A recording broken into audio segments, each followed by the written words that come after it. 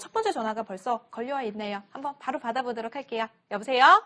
예, 여보세요? 네, 안녕하세요. 반갑습니다. 네, 어떤 세무상담 고민 저희가 해결해 드릴까요? 네. 제 아버지가 가지고 계신 나대지가 네. 있는데, 네. 제가 보기엔 자리도 좋고 그냥 비워둔 터라서 네. 지금 건물을 지어서 임대를 하면 어떨까 싶은데, 네, 제 네. 돈으로 건물을 짓고 명의를 제 이름으로 할 예정이라서 네네. 땅의 소유주와 건물 소유주가 달라도 되는 건지, 네. 또 문제는 없는 건지 궁금해가지고 연락을 드렸어요. 전화 잘 주셨습니다. 일단 좀 정리를 해보면요. 아버님이 일단 가지고 계신 아버님 명의의 땅에 우리 전화 주신 아드님께서 건물을 짓고 땅의 소유주와 건물주의 명의가 그러니까 달라지는 건데 이렇게 되면 세금이 어떻게 되는지 좀 정리를 해봐야 될 것 같습니다. 바로 얘기 한번 나눠보도록 할게요. 세무사님 어떻게 보세요? 네, 시청자님 혹시 이 나대지가 시가가 어느 정도 나오는지 아세요? 작년에 한 15억. 15억. 네. 가량. 그러면 이제 공시지가는 혹시 어느 정도 되시는지? 공시지가가 작년에 한 10억 정도 됐고요. 네. 그 시가는 지금 인근에 팔린 게 없어가지고 네. 어느 정도 짐작할 시가는 따로 없어요.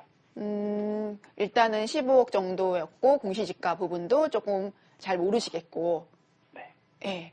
우선 토지 사용에 대해서 아버지가 갖고 계신 땅에 아드님이 건물을 지을 때는 사실 토지 소유주분들 같은 경우에는 내 땅에 누군가가 건물을 짓는다고 했을 때 특수한 관계가 아니면은 토지를 빌려주게 되니까 그거에 대해서 사용료를 요청을 하는 게 일반적이에요.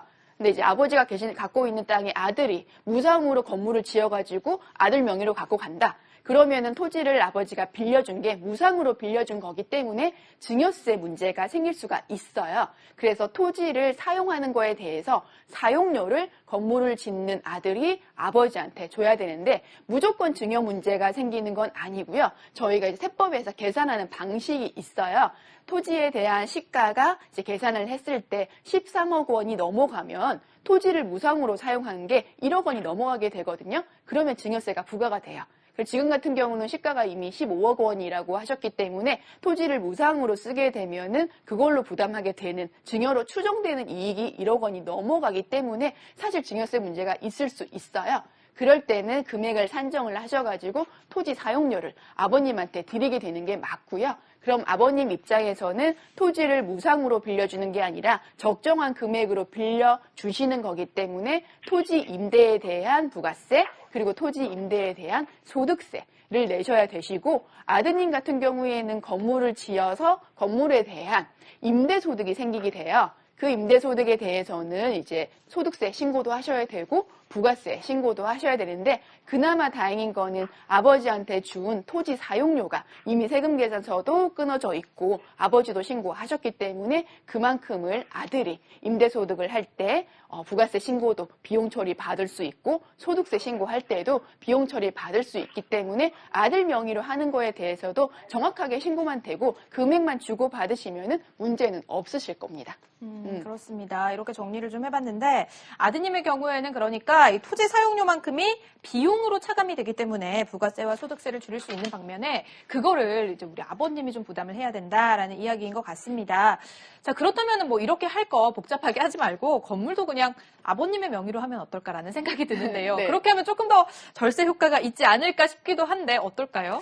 사실 토지 소유자가 있고 위에 건물을 짓는 사람이 있으면은 그 명의를 누구로 할지 굉장히 많이들 질문을 하시게 되세요. 근데 이거는 사실 세금적인 측면, 뭐 부가세, 소득세 이거는 방금 말씀드린 것처럼 건물을 아들 명의로 지으면은 부가세, 소득세 양쪽 분들 아버지도 토지 사용에 대해서 내셔야 되고 아들분도 건물에 대해서 내셔야 되는데 네. 만약에 아버님이 이 건물을 지으신다.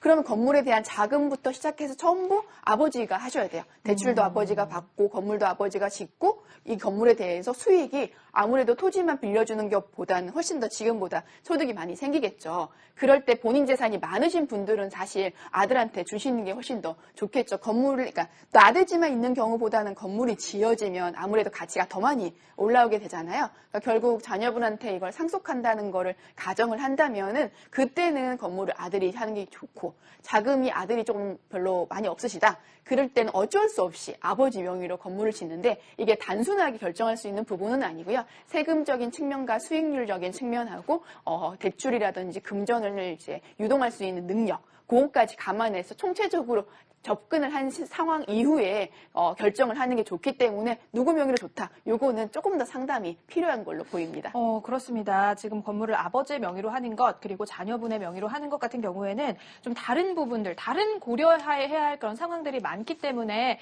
조금 전 전화 주신 우리 시청자분 같은 경우에는 짧게 전화 상담으로 마무리하지 마시고요. 좀 직접 찾아가서 1대1 상담을 지금 바로 신청해서 좀 약속을 잡고 만나보시면 또 다른 더 좋은 절세 방법을 찾아볼 수 있지 않을까 하는 생각이 듭니다. 자, 일단은 뭐 종종 전원주택이라던가 건물 같은 거를 사려고 할 때 이렇게 전화 주신 분의 사연처럼 토지의 소유주 그리고 건물주가 아예 다른 경우가 또 굉장히 있습니다. 그래서 이거를 매수자의 입장에서 봤을 때는 이런 경우에 이거를 내가 매수해도 되는 거야? 괜히 했다가 나 세금 잘못되는 거 아닌가? 이런 생각을 하시는 분들도 많거든요. 매수자가 내는 세금은 이런 경우에 어떻게 되는지 궁금해요. 사실 토지하고 건물하고 사실 때 네. 토지를 사게 되면 토지에 대한 취득세를 내시고 건물을 사게 되면 건물에 대한 취득세를 내시는데 그렇죠. 그럴 경우에 사실 보면은 토지와 건물이 그러니까 따로 명의가 있다면 나는 건물만 필요해서 건물을 살 수는 있어요. 네. 명의도 넘어가기는 해요.